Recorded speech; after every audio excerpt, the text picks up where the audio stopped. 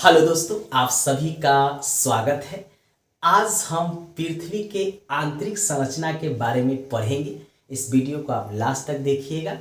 अच्छा लगे तो लाइक, सब्सक्राइब, शेयर जरूर कीजिएगा और घंटी को ज़रूर दबा लीजिएगा ताकि मेरा प्रत्येक वीडियो आप तक पहुंच सके।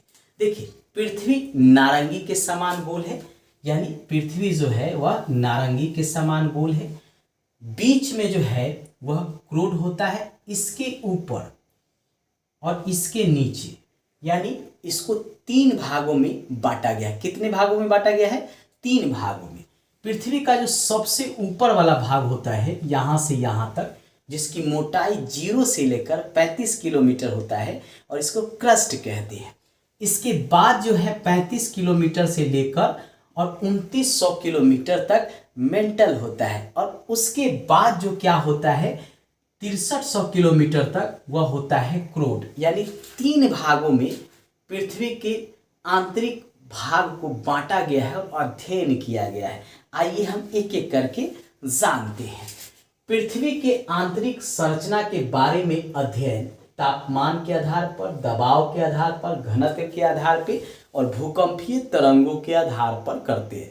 यानी आंतरिक संरचना के बारे में जो अध्ययन किया जाता है वह तापमान के आधार पर, घनत्व के आधार पर, दबाव के आधार पर और भूकंपीय तरंगों के आधार पर किया जाता है। इसके आधार पर पृथ्वी के आंतरिक भागों को तीन भागों में बांटा गया है। कितने भागों में बांटा गया है? तीन भागों में बांटा गया है। सबसे ऊपर भू पर पट्टी होता है जिसको क्रस्ट कहते हैं इंग्लिश में।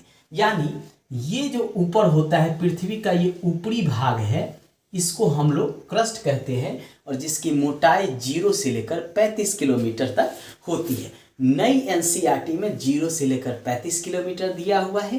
पुरानी एनसीईआरटी आप पढ़ेंगे तो 0 से लेकर 30 किलोमीटर दिया हुआ है।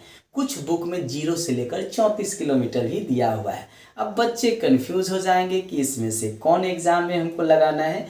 तो अगर आपको 34 या 35 किलोमीटर दिया है तो आप उसको लगा कर आइएगा एग्जाम में। ये क्रस्ट की मोटाई जो है वह कितनी होती है? तो 0 से लेकर 35 किलोमीटर होती है। उसके बाद यह किस चीज़ से बना होता है? तो बेसाल्ट चट्टान से बना होता है। और बेसाल्ट चट्टान इसमें जो बना होता है वह किस चीज़ से बना होता है? तो सिलिका और एल्युमिनियम से बना होता है। यानी क्रस्ट जो है सिलिका और एल्युमिनियम के मिलने से बना होता है। इसको सियाल भी कहते हैं। यानी क्रस्ट को किस नाम से और जाना जाता है? इसको सियाल के नाम से भी जाना जाता है।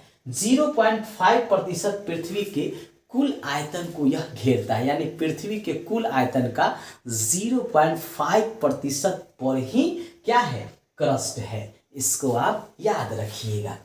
अब है इसमें तरंग कौन सा गुजरता है? तो प्राथमिक तरंग, जिसको पी तरंग के नाम से जाने जाते हैं, यह भूकंपीय तरंग होता है और जिसकी गति जो होती है 6.9 किलोमीटर प्रति सेकेंड होता है।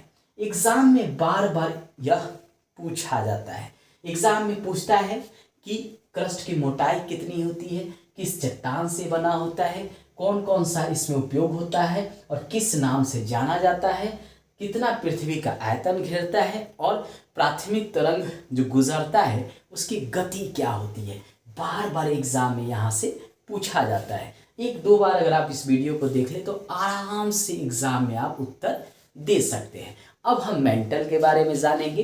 देखिए, मेंटल को हम हिंदी में आवरण कहते हैं। क्या कहते हैं? आवरण कहते हैं हिंदी में। ठीक है, मेंटल को हिंदी में आवरण कहा जाता है और यह सिलिका और मैग्नीशियम के मिलने से बनता है। किसके मिलने से बनता है? सिलिका और मैग्नीशियम के मिलने से यह बनता है, मेंटल का निर्माण होता है। इसको सीमा भी कहा जाता है। मेंटल को क्या कहा जाता है? सीमा भी कहा जाता है। इसकी मोटाई कितनी है? तो 3500 किलोमीटर से लेकर 2900 किलोमीटर तक इसकी मोटाई होती है। यानी 35 किलोमीटर से लेकर 2900 किलोमीटर तक इसकी मोटाई होती है। पृथ्वी के कुल आयतन का 83% भाग को यह घेरता है। यानी सबसे अधिक भाग को यह घेरता है। भूकंप की गति यहाँ से जो गुजरती है पी तरंग यानी प्राथमिक तरंग, वह 7.9 किलोमीटर प्रति सेकेंड की गति से गुजरती है। एग्जाम में बार बार पूछता है कि मेंटल का निर्माण किन से होता है, तो सिलिका और मैग्नीशियम से। इसको किस नाम से जाना जाता है, तो सीमा।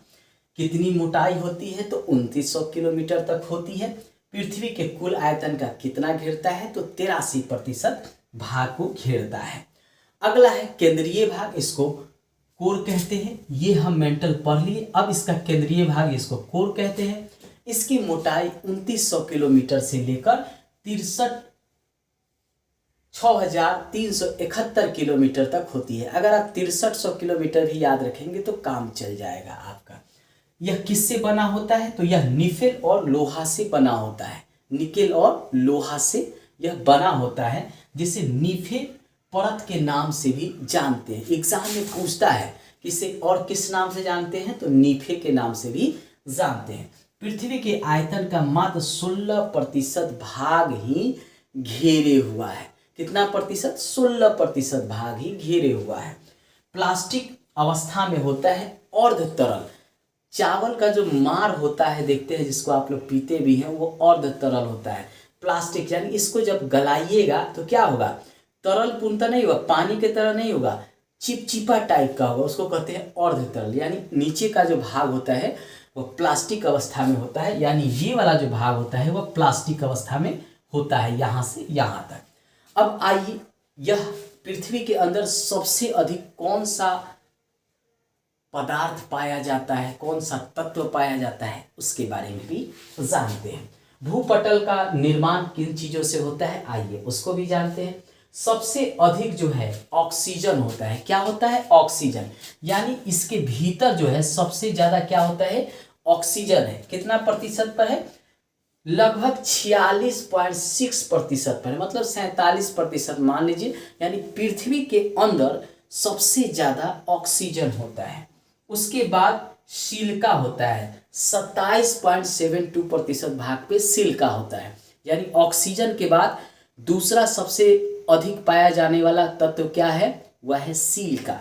तीसरा सबसे ज्यादा एल्युमिनियम पाया जाता है। अगर धातु में पूछे कि पृथ्वी के अंदर सबसे अधिक कौन सी धातु है, तो एल्युमिनियम 8.13% है। उसके बाद क्या है, तो लोहा है। उसके बाद क्या है, लोहा 5% भाग पे लोहा पाया जाता है। एग्जाम में बार बार ये पूछता है कि कौन सा पदार्थ सबसे अधिक पृथ्वी के अंदर होता है, यानी कौन सा तत्व होता है, तो सबसे ज्यादा ऑक्सीजन। कौन सी धातु होती है, तो सबसे ज्यादा एल्युमिनियम।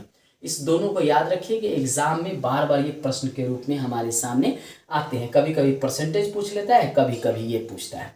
अब है क्रोड का घनत्व सर्वाधिक पृथ्वी के अंदर ही पाया जाता है। यानी क्रोड का जो घनत्व होता है वो सबसे अधिक जो है पृथ्वी के अंदर पाया जाता है। दबाव बढ़ने से घनत्व बढ़ता है। दबाव बढ़ने से क्या बनता है, घनत्व बढ़ता है। पृथ्वी के अंदर प्रत्येक 32 किलोमीटर बाद जो है 1 सेल्सियस तापमान जो है वृद्धि होती है, लेकिन उसके बाद तापमान में गिरावट देखने को मिलता है। दोस्तों, मैंने एक एक कर आपको यहाँ पे जानकारी दिया कि पृथ्वी के आंतरिक संरचना किस तरह से बना होता है, कौन कौन सा एग्जाम के दृष्टिकोण से इम्पोर्टेंट है। आप पहले इसका स्क्रीनशॉट ले लीजिए।